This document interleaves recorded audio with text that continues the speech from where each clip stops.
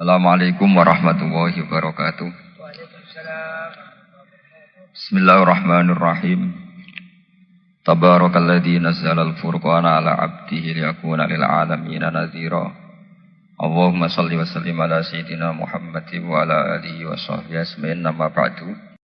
Rata-rata ulama itu berpendapat bahwa asal mula Isra itu sebagai hiburan, ya. Hiburan dari Tuhan, ya Allah nyukani pelipur larang gini ku saat Nabi ngalami dua kesusahan, ya. Itu periode Mekah itu periode tersulit Nabi karena beliau itu sudah minoritas, ya, kaum minoritas kecil, miskin, terus pendukungnya tidak ada. Satu-satunya yang menggaransi, yang menjamin Nabi tidak dibunuh itu karena beliau dilindungi oleh sinten pamanipun, gini sinten Abu Thalib. Dan termasuk lagi secara kasta sosial ekonomi beliau tinggi karena punya istri yang saudagar kaya. Gini ku Sayyidah Khadijah. Tapi ternyata orang yang selama ini benar-benar di belakang Nabi, baik secara materi maupun moral, sing ente-entean berjuang, ternyata wafat. Khadijah Abu Thalib wafat. Terus dikenal tahun itu tahun Amul Husni, tahun kesusahan. Sudah gitu niki sing termasuk ilmiah. Sudah gitu secara ilmiah psikologis kejiwaan Nabi terguncang. Niki rungokno tenan niki ngaji nggih. Terguncang itu karena secara mitos nggih, keyakinane tiyang Arab niku pun kadung kedikte ambek keyakinan yang ditanamkan ulama-ulama Yahudi dan Nasrani. Nggih, kula baleni malih nggih. Kafir Mekah itu orang-orang bodoh, orang-orang nggak terpelajar. Mereka itu punya satu mitos, satu keyakinan yang ditanamkan oleh tokoh-tokoh intelektual Yahudi maupun Nasrani. Apa keyakinan itu? Bahwa kenabian itu yang paling mungkin kalau orang itu dari turunan Bani Israel. Orang mungkin Nabi kok ora turunane wong Yahudi atau wong Nasrani. Sehingga ketika Nabi mendakwahkan diri sebagai Nabi, mereka bilang antakulu innama unzilal kitabu ala ta'ifataini min qablina. Nak jenenge wahyu harus tidak jauh-jauh sangka turunan-turunan Yahudi. Sebab itu banyak cerita di Quran, cerita konsultasi tiyang kafir Mekah, nggih, pada tokoh-tokoh Yahudi. Setelah konsultasi ya disesatkan. Orang mungkin Nabi kok nggone ummiyin, bintu-bintu untuk napa? Wahyu. Padha-padha dadi nabi rak kita, ora Muhammad. Ini kalau cerita sejarah. Sehingga saat Nabi ngaku Nabi, niku kayak sudah jadi mitos. Nabi itu tidak boleh jauh-jauh dari Palestina. Karena Nabi Ibrahim orang Palestina, Nabi Isa orang Palestina, Yahya Zakaria juga orang Palestina. Nabi Musa juga orang Palestina. Semuanya itu tidak jauh-jauh dari komunitas Baitul Aqsa. Ini ku masjid Baitul Maqdis dan Baitul Muqaddas. Lah itu wong kafir pinter. Saking kepengen nyudutno Nabi Muhammad itu sampai Nabi mesti ning Palestina. Ya mesti roh cerita-ceritane Nabi ning Palestina. Ya kowe apa tau roh Palestina? Wis tuwakoke detail-detail. Nek kowe pancen roh iku pintu masjid ning Palestina Baitul Aqsa jumlahe piro? Terus madhepe ning ndi wae. Jadi bahwa Nabi ngeklaim diri sebagai Nabi yang bisa membaca malakutas samawati, baca alam-alam gaib. Niku dites nek iso tenan saiki aku takok jumlah pintu Baitul Maqdis piro. Nah, ini peringatan kangge santri-santri bahwa semua Nabi itu di luar dites fisik. Artinya zaman Nabi sholat ning masjid kayak teletong unta terus disiksa Abu Jahal itu hanya ujian-ujian fisik. Tapi di luar itu sebetulnya Nabi juga mengalami ujian-ujian intelektual. Ya kayak cerita-cerita di hadis Sahih, Nabi itu sering didatangi orang Yahudi ditanya, "Mat, saya punya 5 pertanyaan." Yang tahu itu hanya Nabi. Kalau kamu bisa jawab ya Nabi, kalau enggak ya tidak Nabi. Termasuk takokane, apa pertama yang dimakan ahli jannah saat masuk surga? Takokane aneh-aneh. Terus kenapa anak itu kok kadang mirip bapaknya, mirip ibunya? So takok aneh-aneh. Dan itu berlanjut terus sampai Nabi di periode Madinah. Nah sebab itu Nabi itu secara intelektual itu diasah Tuhan lewat proses Isra. di mana Nabi saat itu secara fasih bisa menjawab jumlah pintu Masjid Aqsa sekian. Perilaku Nabi Musa begini, wajahnya Nabi Musa begini, wajahnya Nabi Ibrahim begini. Sampai di hadis-hadis sahih Nabi bisa menjelaskan detail. Nabi Musa itu rambutnya kayak ini, wajahnya kayak ini, ada mutiwal. Itu detail sekali Nabi. Sebab itu di sini diterangkan oleh Imam Suyuti, peristiwa Isra adalah peristiwa di mana Nabi berjumpa para sinten Nabi. Itu asal usulnya kenapa? Karena sudah kayak menjadi mitos. Nabi itu tidak boleh jauh-jauh dari tradisi Yahudi, tradisi Palestina. Paham ben sampean roh asal usulnya. Tapi kemudian asal usul itu sebetulnya hanya sementara, ya, hanya permainan politik. Ya, sampean ben roh sejarah. Permainan politik, manipulasi politik. Sebetulnya Nabi itu ya tidak jauh-jauh dari beliau adalah keturunan Israel. Yo, Israel itu bukan menunjuk sebuah negara loh, sampai anda salah paham. Israel dalam bahasa Quran itu menunjuk auladi Yakub. Israel menjadi negara kan baru kemarin setelah diberi kemerdekaan Inggris, paham ya? Israel sebagai negara kan baru apa? Kemarin. Sehingga istilah Israel di Quran maupun di hadis adalah menunjuk auladi Yakub. So intinya di antara anak Nabi Yakub ono jenenge Yahuda. Yahuda di turunan-turunan itu Bani Yahuda niku diarani Bani napa? Israel. Ternyata setelah dirunut Nabi Muhammad itu ada beda jauh dengan keluarga Israel. Karena Nabi adalah turunannya Nabi sinten Ibrahim. Okay. Nabi Ibrahim niku gada putra kalih sing gada turunan gini ku Ishak kalian Ismail. Ismail kalian Nabi Ibrahim disalap teng Mekah. Gini ku sing disebut Quran inni askantu min dzurriyyati biwatin ghairi dzi syar'in inda baitikal muharram. Terus saking Nabi Ismail nurun-nurun ngantos Sayyid Adnan. Ya, mulane nak teng berjanji disebut wa adnanu bila raibin intadzabil ulumin nasabiyya ila dzabihi Ismail nisbatuhu wa muntama. Secara teori ilmu nasab Sayyid Adnan jelas-jelas wa adnanu bila raibin intadzabil ulumin nasabiyya ila dzabihi Ismail nisbatuhu wa muntama. Tapi yang menjadi masalah yaitu tadi saya sudah bilang ke, seakan-akan Nabi Muhammad itu orang yang benar-benar berbeda dari dinasti itu, dari keturunan itu. Karena orang Yahudi, orang kafir Mekah di kepentingan menggagalkan kenabiannya Muhammad. Sehingga dilecehno Muhammad bin Abi Kabsah. Oh Muhammad yang cilik di rumah tukang angan wedes. Jadi gue nak seneng kiai kan inna akramakum indawi atqakum. Cek Ben Karlan, cek Karmin pokoknya takwa ya kiai. Tapi nak lagi gedeng kiai iku kan anake Karlan kok kakean tingkah. Lah dhisik wong Mekah ya ngoten niku.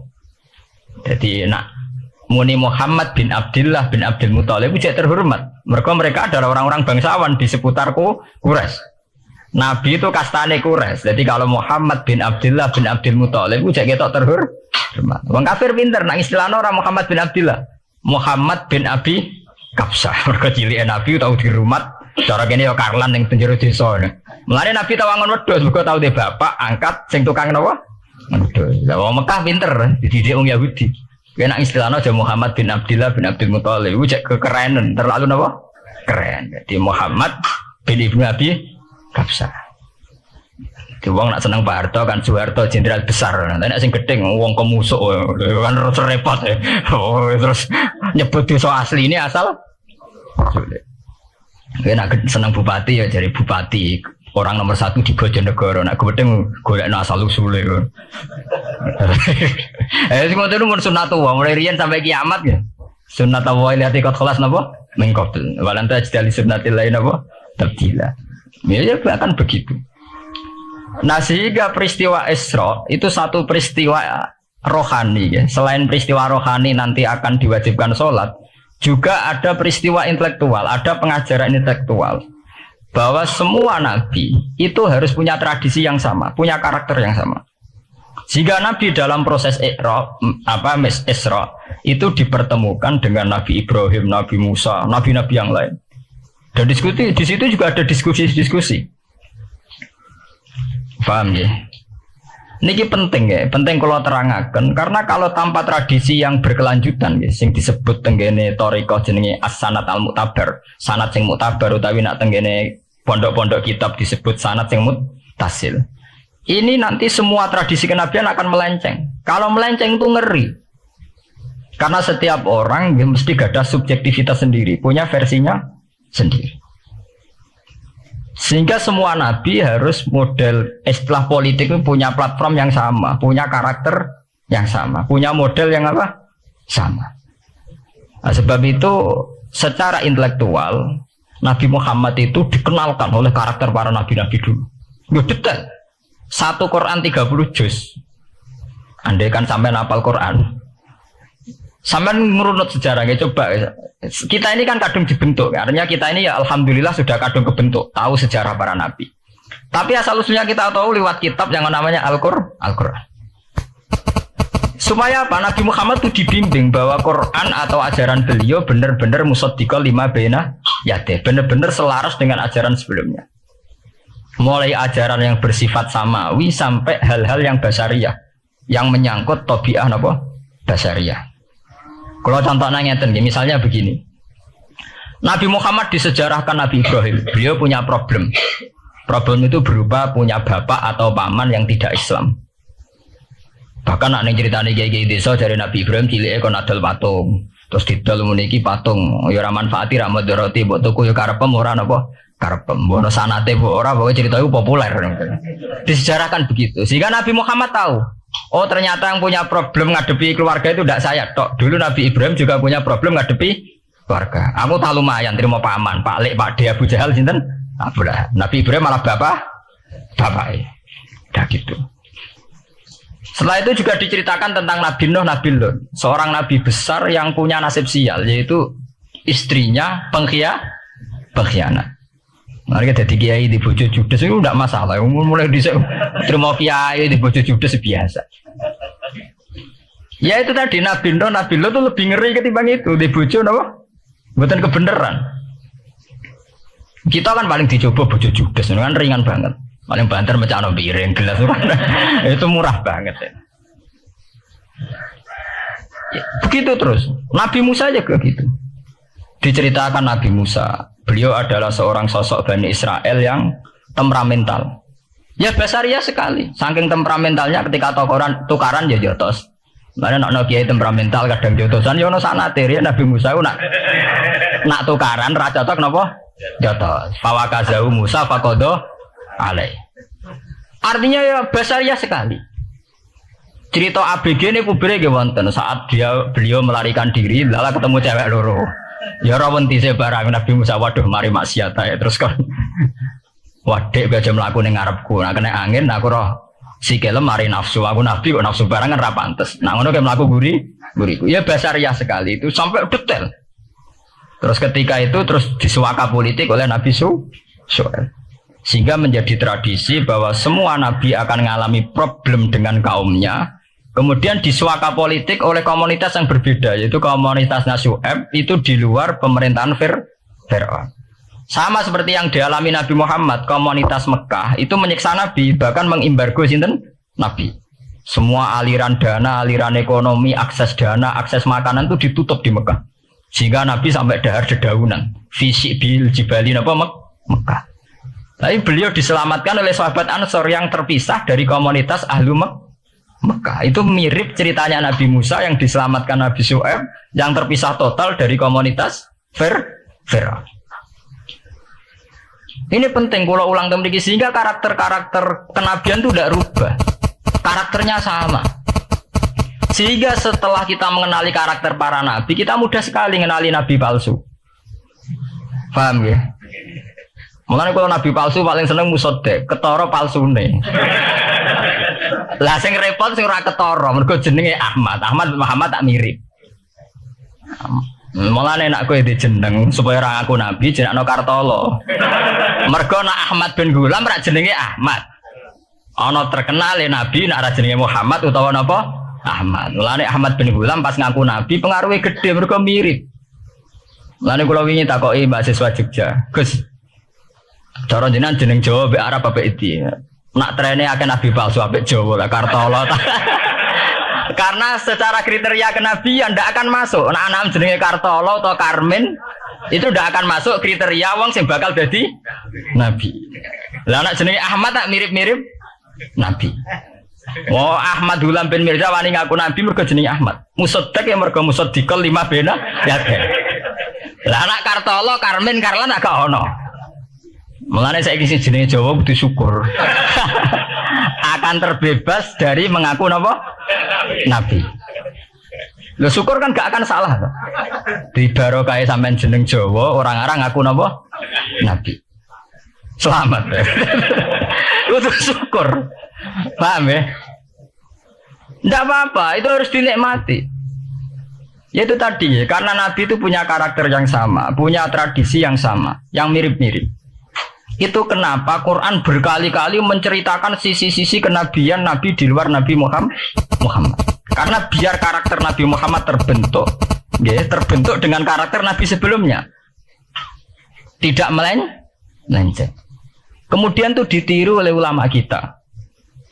Kita punya guru punya guru lagi, punya tradisi yang sama. Nak mulang kudu istiqomah, santri loro lah kudu diulang. Nah, dadi kiai aja mripat ijo nak roh dhuwit. Pokoke dilatih.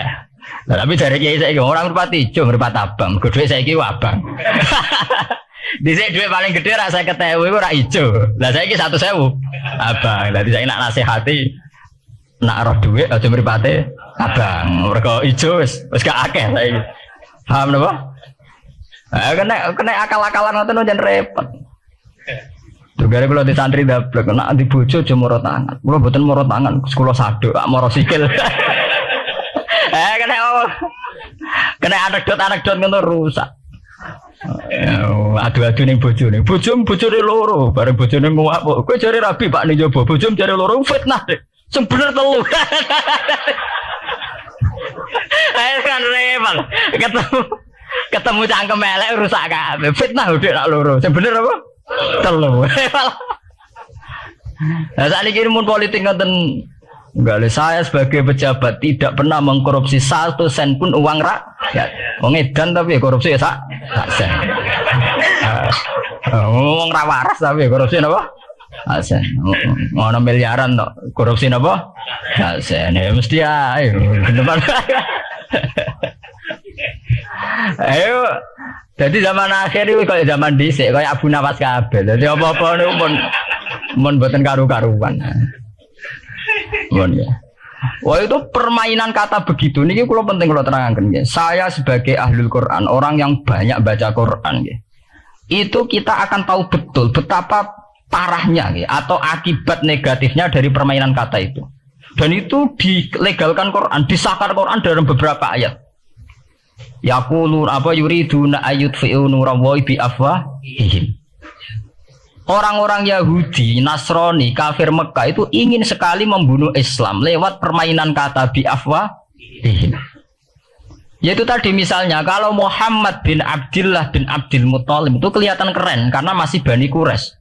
Tapi kalau diistilahkan Muhammad bin Abi Kabsyah, Muhammad sing anake Karlan iku ora ummiyin. Ibaratnya dadi wong alim terus diistilahno bapakmu di sing cileke iku angon wedhus. Ya terus repot terus ajur kah? Kabeh. Itu biafahim. Efektivitas biafahim itu sampai tenggene Tarikhus Suyuti wonten keterangan wa min dzalika irtadda jam'un minas sahabah. Dari permainan kata yang ditanamkan orang Yahudi itu sampai banyak sahabat yang murtad. Istilahnya itu jam'un minas sahabah. Meskipun setelah murtad itu ya divonis tidak sahabat. Misalnya menyangkut nasa mansuh. Orang Yahudi pinter, du'afaul muslimin, orang-orang muslim yang imannya masih lemah. Delok le nabimu, wong kok pelin-pelane ngono. Dhisik Ka'bah madhep Baitul Maqdis. Iku wis bener iku mergo kiblate Nabi Musa. Nabi-nabi dhisik kiblate Baitul Maqdis. Nah saiki gara-gara dekne kangen keluargane manjen dekne cak Mekah, saiki kangen Mekah. Terus kon manggon omahe buyut-buyute. Dadi saiki kiblat diadepno omahe buyut-buyute. Kangen-kangene dhewe dienggo urusan kiblat. Jadi pas Nabi itu masih di Medina. 16 bulan Nabi salate madhep Baitul Maqdis. Suatu saat tok wahyu falan wal liyana kiblatan tarduha. Fawalli wajhaka syatrul Masjidil Haram. Sakniki kan madhep teng Mekah. Sajane iki normal saja. Artinya normal ya normal. Tapi orang Yahudi memanipulasi bahwa itu fakta bahwa Muhammad itu memimpin agama dengan cara tradisinya sendiri. Mergo dekne kangen keluargane ra iso muleh. Terus salat madhep daerah dhewe. Nggo pelipur lar.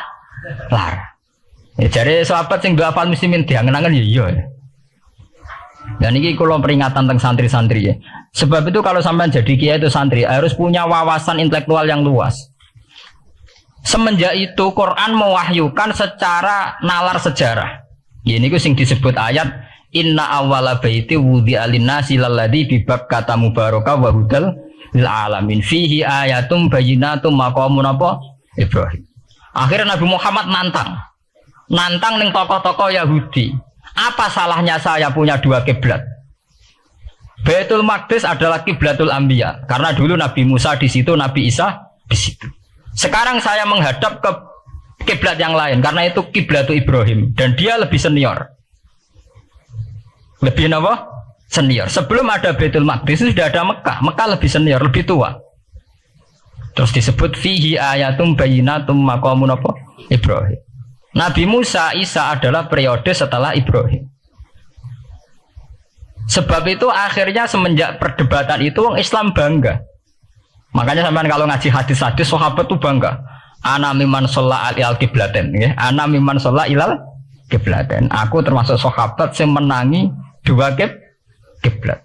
Mergo zaman madhep Baitul Maqdis ya kiblatul anbiya, madhep Mekah ya kiblatul anbiya. Artinya apa? Perdebatan ini dimenangkan oleh Nabi Muhammad bukan karena mitos atau kultus atau taklid buta, tapi memang secara sejarah kiblat tertua adalah Mekah. Ini disebut inna awala baiti wudi'a lin-nasi lalladzi apa? Bi Bakkata mubaraka wa hudalil alamin fihi ayatum bayyinatum maqamun apa? Ibrahim. Artinya Quran tidak pakai teori mitos. Pokoknya Nabi ini saiki aku ya terserah aku, itu udah begitu. Paham ya? Tapi diterangkan secara kesejarahan bahwa asal usul Mekah jadi kiblat itu rasional sekali. Bukan karena Nabi orang Mekah mboten, memang dulu-dulunya Nabi Ibrahim berkiblat di situ. Jika Quran jawab inna awwala baiti wudi'a lin-nasi lalladzi bi Bakkata mubaraka wa hudal lil alamin. Ini terus kula bolak-balik masalah Isra ya.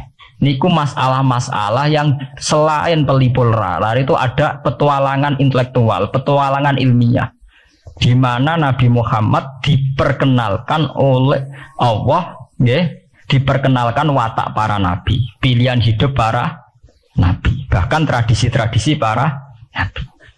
Sehingga mangke teng hadis sahih wonten keterangan saat Nabi nyancang atau menambatkan khimar atau buruk itu ya di batu yang dulu dipakai para nabi untuk nyancang nopo khimar. Jadi tradisi itu dimulai dari barang-barang sepele. Carane nyancang buruk we nabi mirip sama dengan nabi-nabi yang apa? Dulu. Terus memulainya Mi'raj juga sama dengan nabi-nabi dulu. Bon niku sing secara ilmiah tarihian. Sakniki sing menyangkut akidah firqah fil Islam. Nah niki kula terangno. Menurut ahli sunnah, orang yang mengingkari Isra itu kafir. Ya kafir karena dzikra fil Quran, ya. Isra itu dzikra fil Quran. Makanya tadi saya jarang sekali pakai bahasa Mi'raj. Ya, tapi nak teng Indonesia kadung menang merjep peristiwa Isra dan apa? Mi'raj. Soalnya bahasa kadung salah, kadung menangan ya menangan. Kadung istilah Isra dan apa? Mi'raj. Sebetulnya yang disepakati ulama itu hanya Isra. Artinya yang memungkiri Isra itu kafir karena dzikra fil Quran. Lah kemudian Mi'raj menurut keyakinan Ahlussunnah itu terjadi. Setelah terjadi itu masalahnya biruhi wa jasadihi jami'an ma'an atau biruhi faqat. Nah, kemudian menjadi firqah-firqah yang macam-macam. Ada yang meyakini biruhi wa jasadi, ada yang meyakini biruhi napa? Faqat. Sampeyan kalau ngaji Al-Kawakibul Lama'ah karangannya Mbah Fadl atau kitab-kitab panduan ahli sunnah yang disahkan oleh NU. NU dulu pas musyawarah besar di Jombang yang dipakai panduan itu dulu yang disahkan itu Al-Kawakibul Lama'ah yang dikarang Mbah Fadl. Itu memang kita termasuk mengikuti yang biruhi wajah sedi. Tapi sebetulnya dalam kelompok yang biruhi fakot itu ada orang keren di dalam dunia ilmiah. Ini termasuk Aisyah meyakini biruhi apa? Fakot. Ya, tapi itu sudah masalah-masalah kemudian berkembang menjadi di luar masalah firqah, terus menjadi masalah said, masalah pengetahuan. Kalau masalah pengetahuan tentu kita ini terus masalah kan, artinya masalah itu. Kalau iman diukur dengan akal ya kadang tidak sambung. Wah itu mokal, orang dengan kecepatan sekian pasti hancur. Dan agama ukur akal terus ya repot. Wong dipendem jadi dibalung, dibakas tangi bareng. Jadi sing disoal ora mek rotok kabeh napa? Disoal. Manjen masalah manusa iku masalah-masalah sing ya begitu. Oke. Mbon niku mboten penting. Nah, itu terus kemudian menjadi firqah. Terus kemudian ada hadis-hadis yang menerangkan proses Nabi dialek dengan para nabi. Kayak ketemu Nabi Musa, Nabi Ibrahim, terus Nabi Idris, Nabi Isa, Nabi Musa. Itu terus diterangkan di hadis-hadis sahih. Jadi kalau balik tentang keterangan wau, sebetulnya pertemuan-pertemuan ini itu dimaksudkan Nabi biar punya tradisi yang sama dengan Nabi-Nabi sebelumnya. Karena ini penting ya. Sama esro rasane dadi kiai. Niku kroso banget. Misalnya kita akan dididik ala pesantren misalnya. Kita punya kiai-kiai yang punya tradisi. Misalnya nak rawong nakal, wong minum, astagfirullahaladzim, wong kok ngono kan gitu. Ya hanya begitu. Sehingga wis kaya identik angger kiai NU atau amalia NU iku rawani naboki wong sing nyabu. Ya rawani nyaduki wong sing lagi minum. Kemudian itu dianggap satu kekurangan atau apa, walhasil kemudian lahir kayak FPI. Orang yang tidak menerima metode itu. Tapi sudah kayak ada janjian tuh begitu. Kiai paling anti kemungkaran lah yo. Misal kiai paling kerengo sapa mbok terkenal kerengo. Mereka tidak punya catatan repot bahwa mereka pernah jotosi wong minum. Masih sing sering jotosi santri lah itu tetep ora tahu terkenal jotosi napa? Wong sing mabuk, wong sing minum. Itu sudah kayak tradisi. Dulu zaman Basim Asari Jombang terkenal hijau be abang, yang wabang ya abangan tenan. Sing hijau. Tapi tidak ada catatan sejarah kiai jotosan be pemabuk. Ya memang kayak kita sudah punya tradisi nak roh kemungkaran itu menang kalah itu lewat proses bil hikmati wal mau'izatil hasanah. Kita ini kayak punya tradisi nak roh kemungkaran milih model Nabi wa mahdi qaumi fa innahum la ya'lam. Itu ya kayak ada janjian begitu. Meskipun kita sebagai orang alim ya tahu nahi mungkar itu wajib. Nahi mungkar itu begini-begini, tapi ya praktek kita tidak pernah begitu. Ya, kalau di Timur Tengah kebalikan. Mana ada terima karuan wong nakal. Podo soleh beda aliran halal dibunuh. Sehingga wong Sunni yang ngalalo dari wong Syiah nggih ngalalo dari napa? Wong Sunni. Ya sudah kayak tradisi. Sampai nak maca kitab fikih-fikih khas Arab. Mau biasa muni wong ngene iku muhaddarun damu. Padahal ya wong soleh, wong Islam mau di mazhab apa nih istisdarun apa? Damu. Sehingga kita itu tadi kita punya tradisi. Saya tuh kalau sedang tahajud, matehai para wali-wali songo atau apa, itu yang terpikir di saya itu hanya satu. Agama Islam itu lahir lewat Quran dan hadis. Tapi kemudian tahu-tahu tetap berimprovisasi, berkembang sesuai tokoh yang membawa. Sampai kalau melihat Islam di India dulu sampai perang besar-besaran, kemudian zaman Abul A'la Al-Maududi, zaman periode Muhammad Iqbal, sampai India pecah, kemudian jadi Pakistan yang bernegara apa? Islam, karena banyak konseptor Islam yang tidak setuju negara sekuler. Akhirnya mereka misah jadi negara Islam Pakistan. Kemudian Timur Tengah juga begitu. Karena Timur Tengah sudah Islam semua, masalahnya itu diislamkan ala Sunni atau ala Syiah. Iran menjelma sebagai aliran Syiah. Yang Sunni dianggap sesat, halal darah. Irak zaman Saddam Hussein pemerintahan Sunni. Sing Syiah dibantai sehingga wong Kurdi do mati. Era Saddam keok gentenan Saddam sing di bantai. Makanya kalau saya ngaji di Jogja, seminar di Jogja bilang, kita ini harus bersyukur. Kita ini punya tradisi konflik yang terbaik di dunia.